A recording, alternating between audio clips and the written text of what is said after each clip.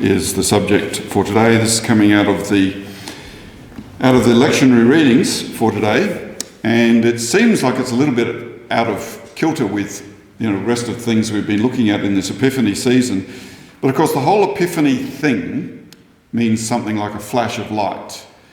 And when Jesus turned up in Jerusalem, in Israel rather, I should say, something changed. The whole world changed.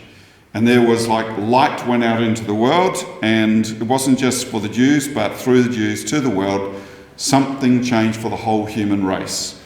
And that's the whole point of this season, is to try to remind us of the big plan that God has, and that Jesus is the one who brings it all about.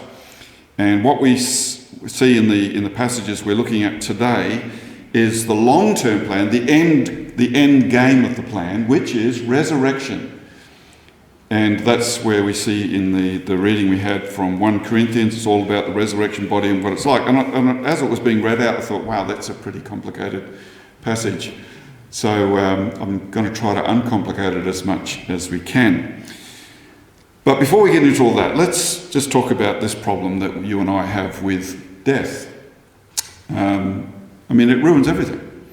I've recently been at funerals and said, here we all are, we're gathering here to remember someone who's just passed, but this is horrible, this is wrong, Dylan Thomas, who was a famous Welsh poet from the early 20th century, probably his most famous poem goes something like this. It says, "Do not go gentle into that good night. Old age should burn and rave at close of day. Rage against the dying of the light. And you, my Father, there on the sad height, curse and bless me now with your fierce tears, I pray. Do not go gentle into that good night. Rage against the dying of the light." And he's saying we should be angry about death. We should rage against it. We shouldn't go gentle into the night and just think that's all good. It's not good. In case you hadn't noticed. It's just terrible. It's horrible. Now, if it was perfectly natural to die, at one level, we would all accept it, and we'd all just think, well, it's just part of the great circle of life. We become food for worms, and, No, I'm going to rage against it, and rage against the dying of the light, because I know deep down that it's just not the way it's meant to be. And of course, what Dylan Thomas has done here is he's captured the angst and the despair that death inflicts upon fallen humanity. The sheer waste of it all and the futility of it all. And no matter how fiercely you love someone and hang on to them, death inevitably breaks your bond with them. And it turns out, when I was a kid, I remember all those stories I'd read, and it would always end, and they all lived happily ever after. And of course, you suddenly realise, actually, that's not true. It's, maybe for a while, but never forever. And yet, somewhere deep down inside our souls, we just know this is plain, good old-fashioned wrong. And we all collectively know that life has meaning and that justice matters. But how can life have meaning and justice matter if death is the end? And then the lights are out, boom, all over. Because we all know that's not, we know that that's not true. If it is lights out, that's it, end of story, that means life actually has no meaning, and there is really no such thing as justice. Because you think of all the injustice that's happened to people down through the ages, if there isn't retrospective justice done in resurrection, then justice isn't actually done. This is a pretty happy start, isn't it, so far? But it's a serious matter, and the reason it's a serious matter is it affects everyone. And yet somehow, we all have this sense of paradise lost. It's down deep inside of us. I probably mentioned it before, but there's these fish that live on the Ngunnawal Plain that live in the caves. And they're down in these subterranean caves, and they've been there for, many, many thousands of years. And these fish have been there for so long that they've gone blind, and yet they still have vestiges of the eyes. They have these little spots on their head. where the eyes once were, and they're no longer, they can no longer see light, and they're kind of diminished. But the very fact that these fish have eyes, just little spots that where the eyes used to be, what that tells you, even though they're living in the dark, even though they're sequestered away from light, the fact that they have eyes is proof that somewhere there is light. And I would say that something like that is true for us. The fact that we universally believe in justice, that we believe that life has meaning, and that we all have this sense of paradise lost, even if we're not living in the full light of that paradise, the fact that we have this sense for it indicates that there really is justice somewhere, and that there really is meaning, and that death is not the end. It can't be. And yes, we're living in a deadly world where everything is touched by and affected by death, and it just gets into everything like a dust storm.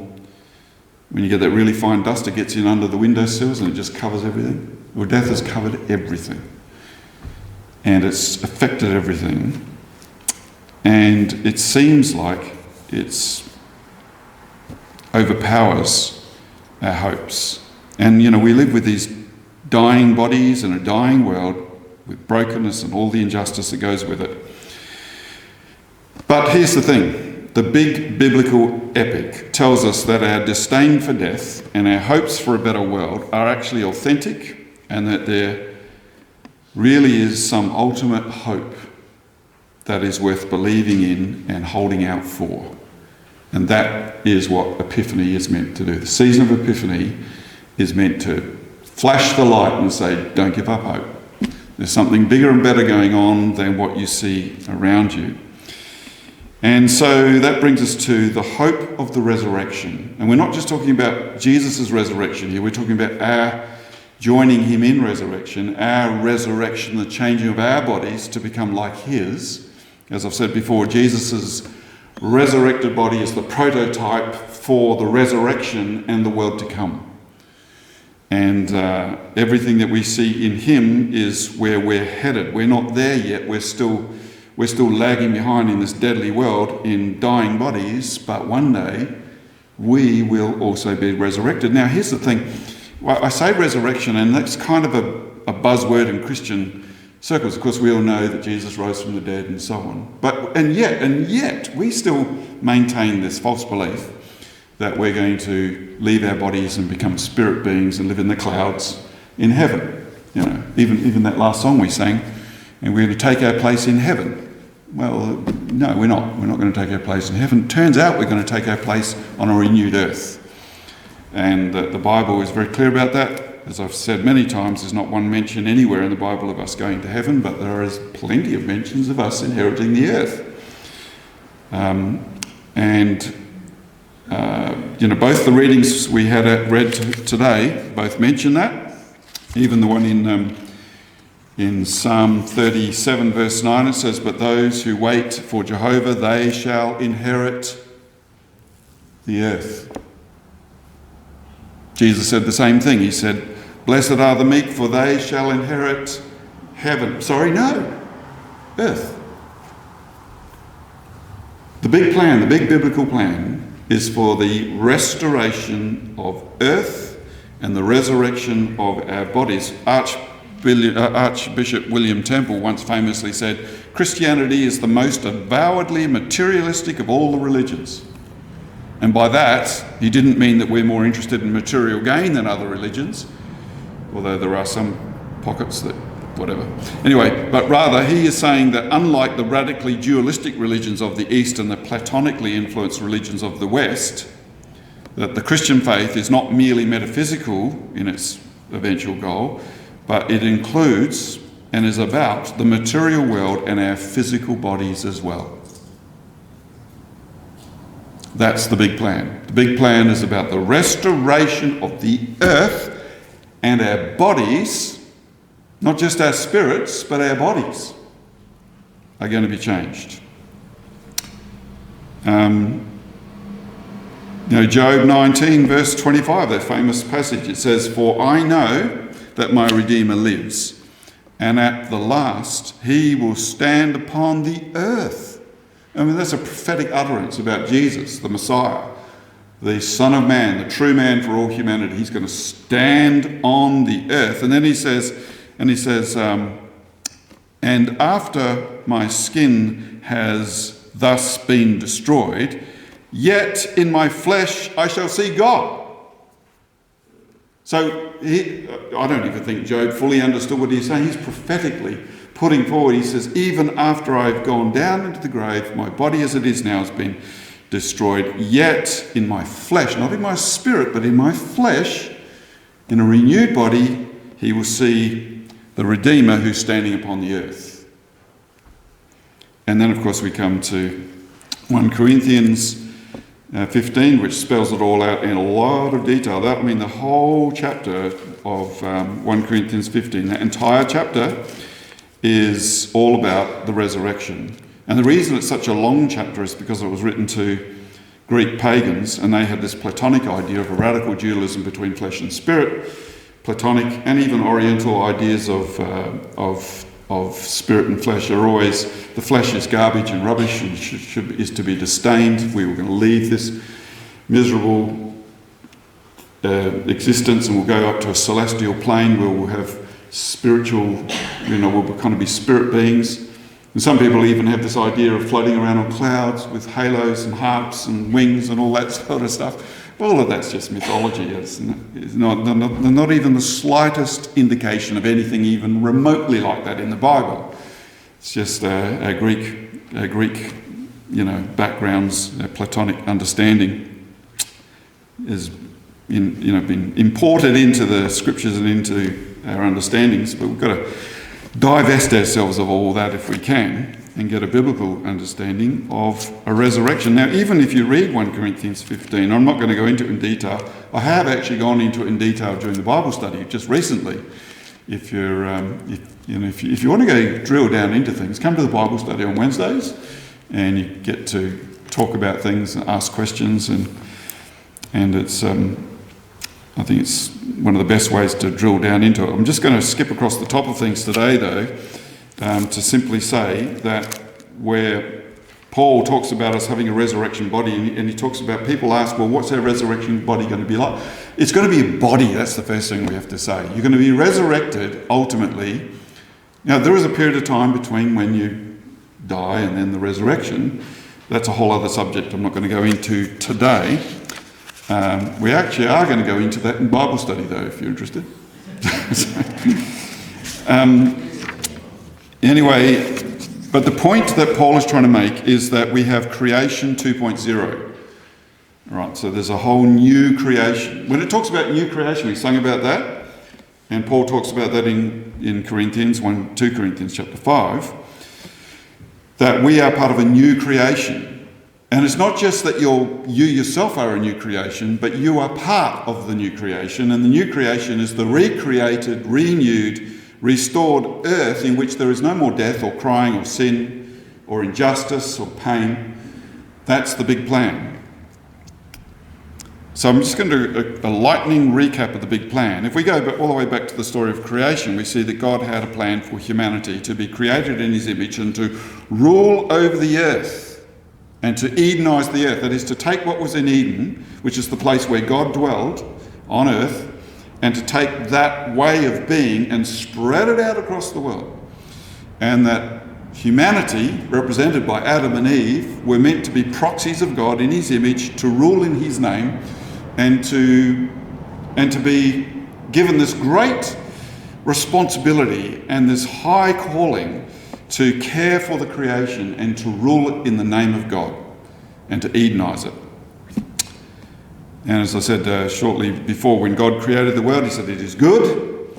And then when he put human beings in it, he said it is very good.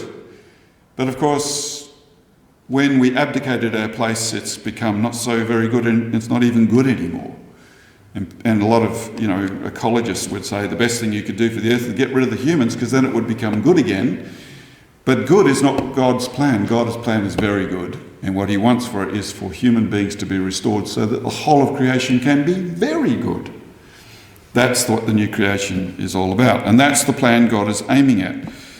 Of course, Adam and Eve had this high calling, and there's a lot more to the story of the fall than meets the eye, but Adam and Eve were like babes in the woods, if you like, and the creation was the launch pad for a far greater plan that Adam and Eve would mature into the point where they'd become ready to eat the fruit from the tree of the knowledge of good and evil, and then ultimately to eat from the tree of life and then become immortal, become fully alive, because at that point they were just immature. And there was a necessary gestation period of formation through obedience and trust that would usher them into their full inheritance. I can't broaden this out and talk about what the best scholars in the world are discussing all of this at the moment, and it's fascinating what's coming to light. But have you ever wondered about that psalm by King David, Psalm 8, when he says, "When I look at the heavens, the work of your fingers, the moon and the stars, which you have set in place, what is man that you are mindful of him, and the son of man that you care for him? Yet you have made him a little lower than the heavenly beings and crowned him with glory and honour, and you've given him dominion over the works of your hands, and you've put all things under his feet." Now that's not a lament by David. David's not saying, "Oh, what is man that you can..." No, he's saying, it's amazing to me that you even think of human beings. Because we're so messed up, and yet you created us for great honour, the greatest and highest place on earth, to rule over all things. And we're just a little lower than the heavenly beings. And the word there in Hebrew is Elohim, which means a little lower than the gods. Right? Not the angels, but the powerful spiritual beings. And this is one of the things that's come to light because of the Dead Sea Scrolls and so on, is that it turns out the heavenlies are populated not just by angels, but also these powerful spiritual beings that were set over to look after us. And one day, the plan was that when Adam and Eve had fully matured, that they were going to become drawn up into the Elohim, to rule over the earth, and even to have a higher position than the other Elohim.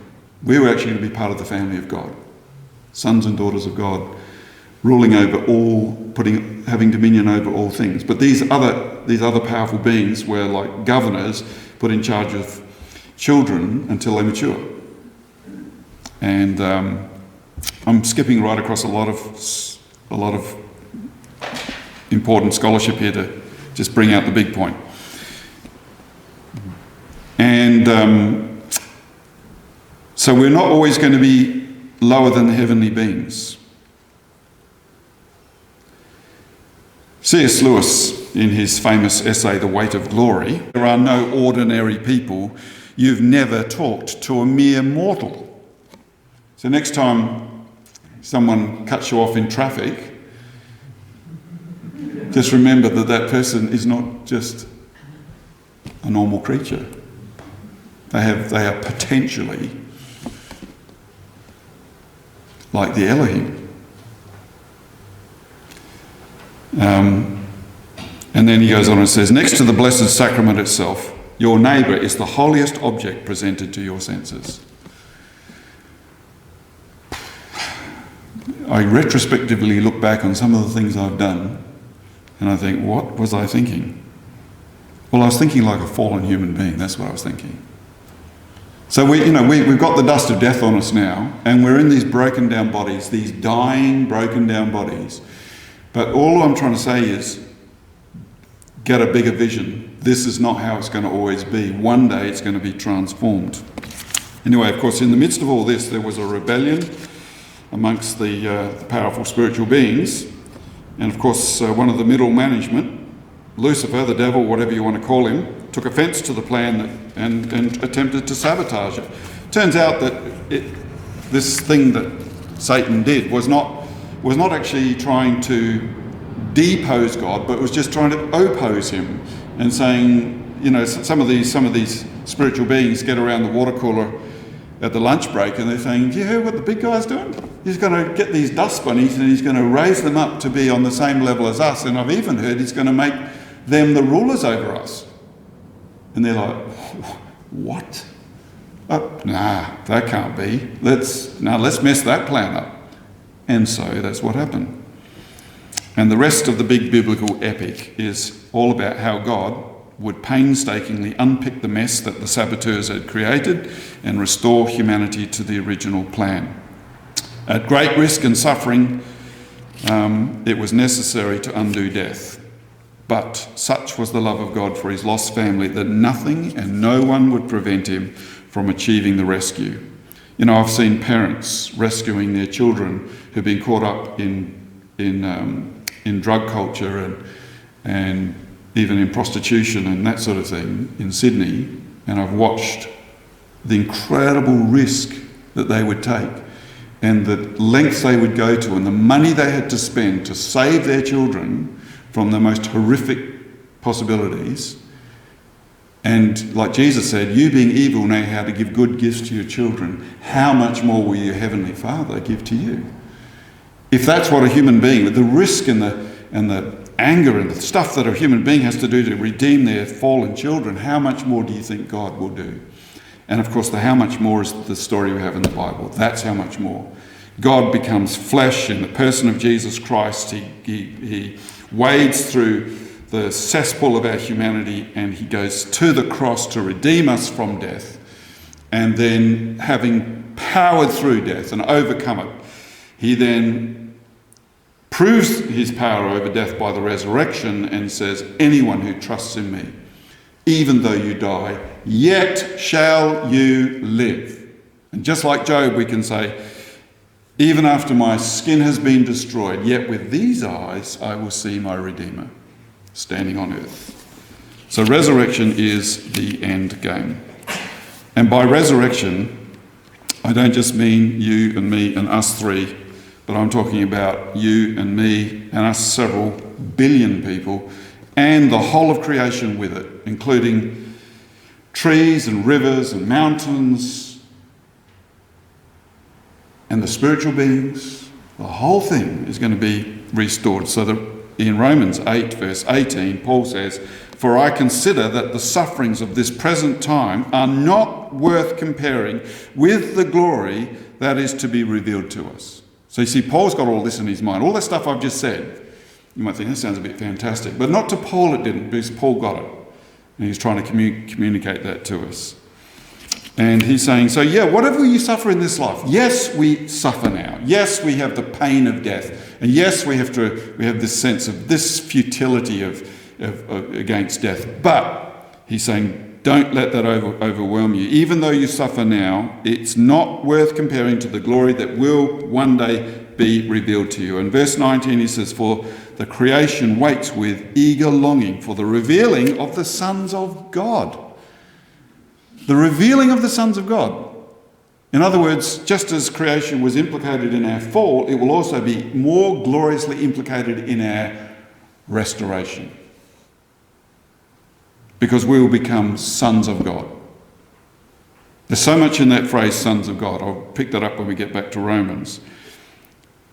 But that sons of God is the reason why Satan and the middle management got upset, because they didn't want us to be sons of God, to be elevated to such a high place. But God is going to do it anyway. Verse 24, the creation was subjected to futility. Not willingly, but because of him who subjected it, in hope that the creation itself will be set free from its bondage to corruption and obtain the freedom and the glory of the children of God. That's the big plan. That's what this whole big epic, this saga that we have in the scriptures is. That's the big. There's lots of subplots and lots of subtexts, and it's a tapestry of various threads that run through, or like a symphony that has all these different, threads of music that come together, but it all comes together in this big crescendo at the end.